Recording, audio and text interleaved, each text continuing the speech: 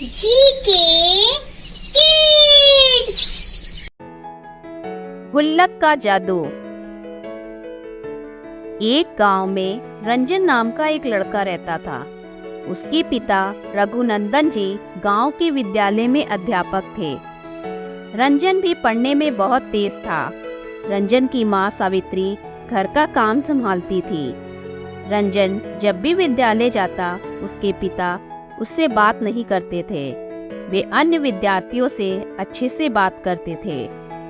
एक दिन रंजन विद्यालय से घर आया तो सावित्री जी ने उसे खाना खाने के लिए दिया।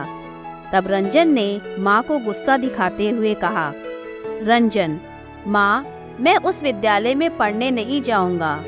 पिताजी मुझसे बात नहीं करते, जबकि वे मेरे साथ पढ़ने वाले सभी छात्रों से अच्छे से बात करते हैं। सावित्री जी, बेटा, पिता के बारे में शंका नहीं करते। यदि वे ऐसा करते भी होंगे तो जरूर उसके पीछे कोई वजह होगी। तू खाना खा ले, इस बारे में हम शाम को बात करेंगे। रंजन उनकी बात मानकर खाना खा लेता है। शाम को जब रघुनंदन जी वापस आते हैं तो सावित्री जी उनसे रंजन से बात न करने का कारण पूछती है।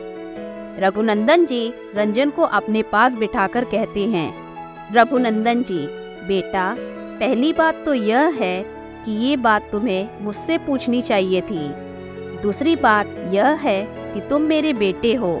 अगर मैं तुमसे विद्यालय में बात करूंगा तो अन्य छात्रों का समय नष्ट होगा, क्योंकि एक शिक्षक का सारा समय अपने छात्रों के लिए होना चाहिए। तुमसे तो मैं घर पर बात कर ही लेता हूँ। रंजन, पिताजी, मुझे माफ कर दीजिए। मेरे मन में ऐसे विचार नहीं आने चाहिए थे।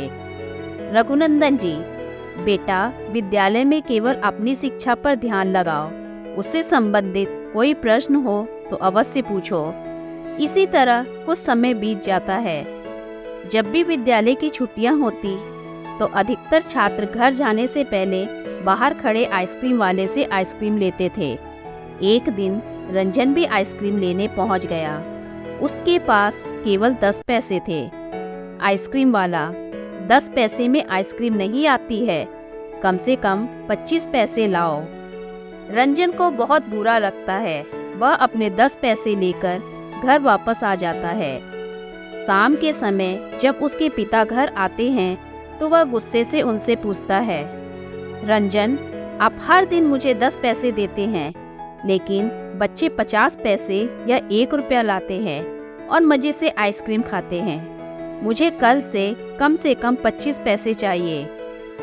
यह सुनकर रघुनंदन जी मुस्कुराने लगते हैं। वे कहते हैं, रघुनंदन जी, बेटा, मैं तुम्हें 50 पैसे दे सकता हूँ, लेकिन जानते हो मैं तुम्हें ज़्यादा पैसे क्यों नहीं देता?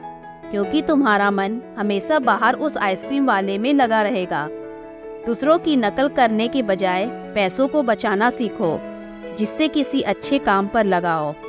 रंजन, लेकिन मैं क्यों पैसे जोड़ कर रखूं? इससे क्या होगा? रघुनंदन जी, बेटा, पैसा बहुत काम आता है। मुसीबत पड़ने पर हमेशा पैसा काम आता है। इसे खर्च करने से पहले कई बार सोचना चाहिए। जिस आइसक्रीम की तुम बात करते हो वो बहुत ही गंदे पानी में रंग डालकर बनाई जाती है, जिससे गला खराब हो जाता है। इसलिए मैं तुम्हें कम पैसे देता हूँ, जिससे तुम उसे खर्च ना कर दो।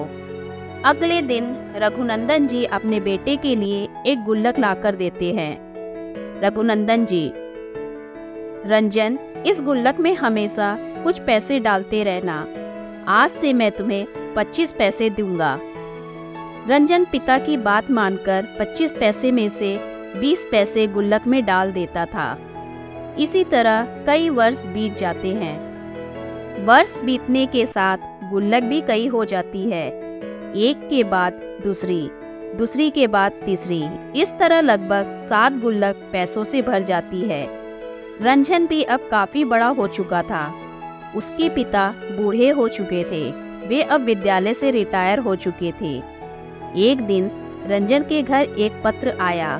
रंजन ने पत्र अपने पिताजी को दिया और बोला, रंजन, पिताजी, मुझे स्कॉलरशिप मिल गई।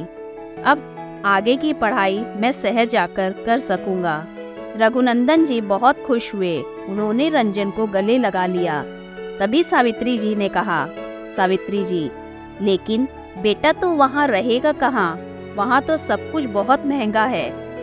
रंजन ने रघुनंदन जी की ओर देखा। रघुनंदन जी ने हाँ में सर हिलाया।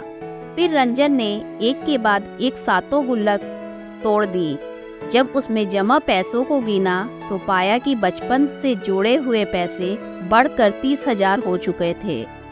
रंजन की आंखों में आंसू बह रहे थे।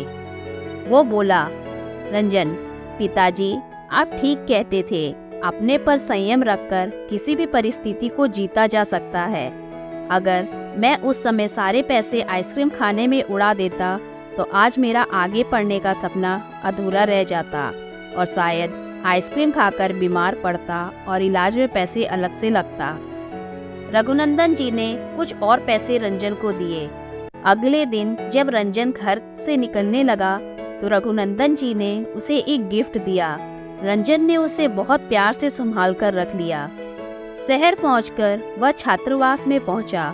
अपने कमरे में जाकर अपना सामान सजाया।